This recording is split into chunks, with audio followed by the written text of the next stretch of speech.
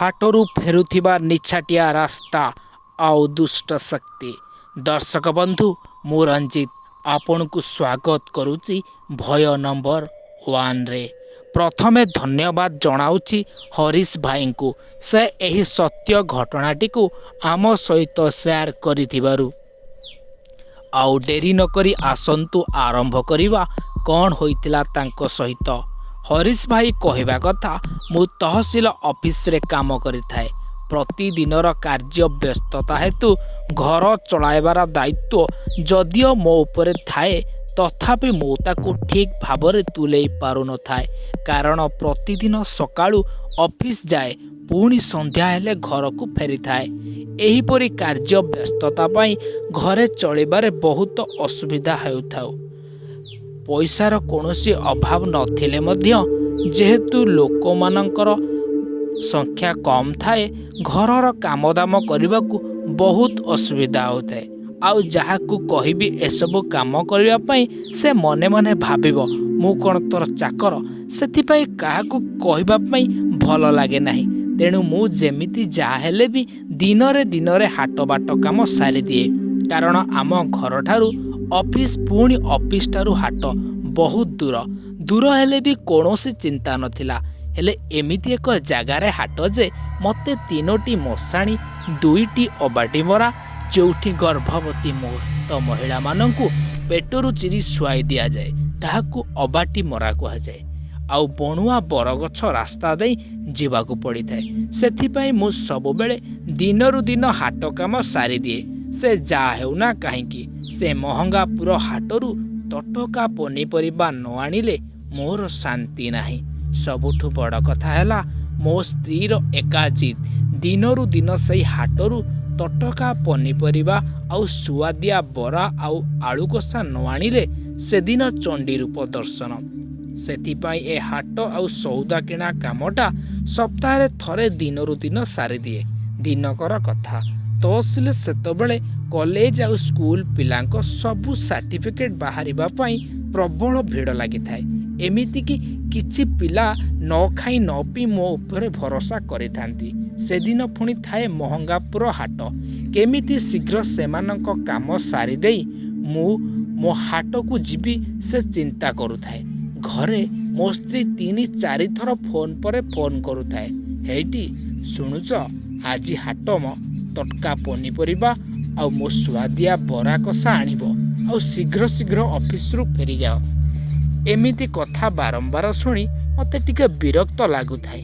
माइकिनाटा खाइब बोली मरीगला, छुआंको परी बरा कषा खाइबटी। बापा को कहलुनी साला बरा दुकानटे खोली देई थांता।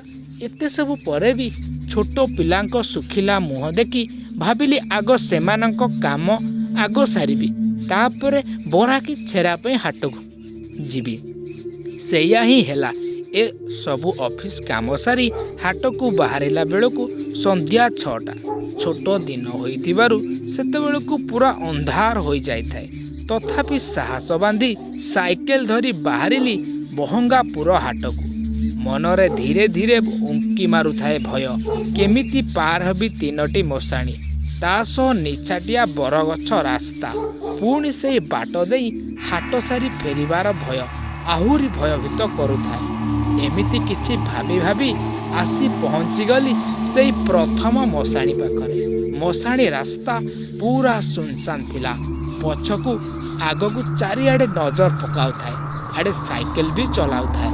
हठात खसखस खसखस किए जड़े जीवाकू लागिला से मशाणी पाखकू। एलो बो कही आखि बुझिकी प्राण विकल साइकेल चलई पार हो गली से मशाणी। एतिकी बेले गोटे भल मनीषटे गला भली लागिला। जा हेउ टिके साहस हेला आगकू जीवा पाई। किछि बाट गला परे द्वितीय मशाणी आसिला। हेले एठी किंतु जमारू डर माडिला नाही, कारण किए जणे मरीछि, ताकू पोड़िबा पाई लोक जमा होइछंती। एथर भाबिली हाट पाली माने आग निछाटिया बणुआ रास्ता हेले भी लोक थिबे, तेणु साहस करी बणुआ रास्ता पार करुथाए। किंतु मने पड़ुथाए से प्रथम मशाणी कथा। किछि बाट गला परे एथर शेष मशाणी पड़िला। एही मशाणी प्रथम मशाणी परी सुनसान थिला। ना केही लोक थिले ନା କେହି ଯିବା ଆସିବା କରୁଥିଲେ। ପୁରା ଭୟଙ୍କର ଲାଗୁଥିଲା। ହଠାତ୍ ଚାରି ଦିଗରୁ କାହାର ହସ ଆସୁଥିଲା ତ ପୁଣି କାହାର କାନ୍ଦଣା ସ୍ୱର। ଏସବୁ ଦେଖି ମୁଁ ଗୋଟେ ସୁଧା ଥରିବାକୁ ଲାଗିଲି, କାରଣ ଏ ଥିଲା ସେଇ ଅବାଟି ମରା ଜାଗା।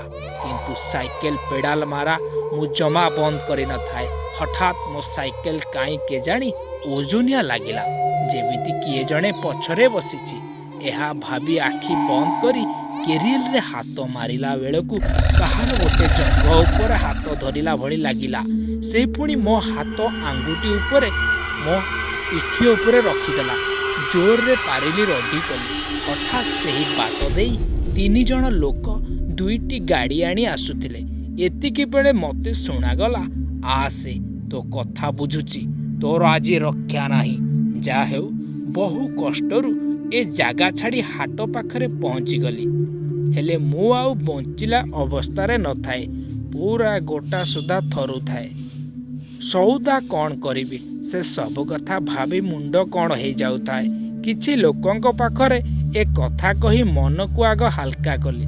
ତାପରେ ହାଟ କାମ ସାରି ଗୋଟିଏ ମନ୍ଦିର ପାଖରେ ବସି ଭାବୁଥାଏ, ଆଉ ରାତିରେ ଘରକୁ ଯିବିନି, ସକାଳ ହେଲେ ଯେଉଁ କଥା। କିନ୍ତୁ ଭଗବାନଙ୍କ ଦୟାରୁ ସେ ମନ୍ଦିର ଥିଲା ହନୁମାନଙ୍କ ମନ୍ଦିର। ଆଉ ସେ ମନ୍ଦିର ପୂଜାରୀଙ୍କୁ ଦେଖି ଏସବୁ କଥା କହିଲେ। ହେଲେ ଯାହା ହେଉ ପୂଜକ ଜଣକ ବହୁତ ପାଟି କଲେ, ଆଉ କହିଲେ, ତୁମକୁ ସେ ରାସ୍ତା ଦେଇ ରାତିରେ ଆସିବାକୁ କିଏ କହିଥିଲା? ଯାହା ହେଉ ପୂଜକ ଜଣକ କହିଲେ, ତୁମେ ଏଠି ପହଞ୍ଚିଗଲ ସବୁଠୁ ବଡ଼ କଥା, ନହେଲେ ଯେ କ'ଣ ହେଇଥାନ୍ତା। ତୁମେ ଏ ସିନ୍ଦୁର ନିଅ, ୟାକୁ ମୁହଁରେ ବୋଳି ଦିଅ, ଆଉ ଏ ବଜରଙ୍ଗୀଙ୍କ ତାବିଜ ନିଅ। ହେଲେ ଗୋଟେ କଥା ମନେ ରଖ, ସେ ତୁମକୁ ଏଭଳି କଥା କହିଛି ମାନେ ତୁମକୁ କ'ଣ ବି କରିପାରେ, ଅର୍ଥାତ୍ ତୁମକୁ ଜୀବନରୁ ମାରି ବି ଦେଇପାରେ। ତୁମେ କେବେ ପଛକୁ ଅନେଇବ ନାହିଁ। ଯଦି ପଛକୁ ଅନେଇବ, ଯାହା ହେବ ତୁମେ ବୁଝିବ। ଡର ଲାଗୁଥିଲା, ହେଲେ ଭାବିଲି ଘରେ ଏକା ମୋ ସ୍ତ୍ରୀ, ଯାହା ହେଲେ ବି ଘରକୁ ଯିବି। ସେଥିପାଇଁ ପୂଜକ କଥା ଶୁଣି ସାହସ ଆସିଲା, ଆଉ ଘରକୁ ଫେରିଲି। ଯେତେବେଳେ ସେଇ 3 ନମ୍ବର ମଶାଣି ପଡ଼ିଲା, ଧଳା ଲୁଗା ପିନ୍ଧି ରାସ୍ତାର 2 ପାଖରେ କିଛି ସ୍ତ୍ରୀ ଲୋକ ଛିଡ଼ା ହୋଇଥିଲେ। ଭାବିଲି ଏ ବୋଧେ ସେଇ ପ୍ରେତାତ୍ମାର କାମ।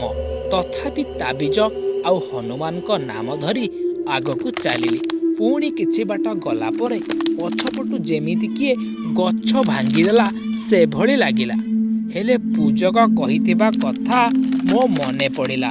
ତେଣୁ ମୁଁ ପଛକୁ ନ ଅନାଇ ଆଗକୁ ସାଇକେଲ ନେଲି।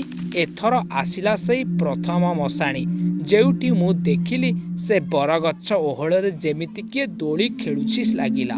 ମୁଁ କିନ୍ତୁ ସବୁ ଦେଖି ସାହସର ସହ ଆଗକୁ ଯାଉଥାଏ। ହଠାତ୍ କିଏ ଗୋଟେ କହିଲା ଗଛରୁ, ମୋତେ ଟିକେ ଆଗ ଯାଏ ନେଇଯିବ କି? ଏକଥା ଶୁଣିବି ମୁଁ ପଛକୁ ଅନେଇ ଆଗକୁ ଚାଲିଲି। ଯାହା ହେଉ ଆସି ପହଞ୍ଚିଗଲି ଏବେ ମୋ ତହସିଲ ଛକ ପାଖରେ। ଏବେ ଆଉ କିଛି ଅସୁବିଧା ହେବନି। ଆଡ଼େ ମେନ୍ ରୋଡ଼ ଆସିଲାଣି। ଏଥର ସାଇକେଲ ଜୋରରେ ଆଣି ଘରେ ପହଞ୍ଚିଲି।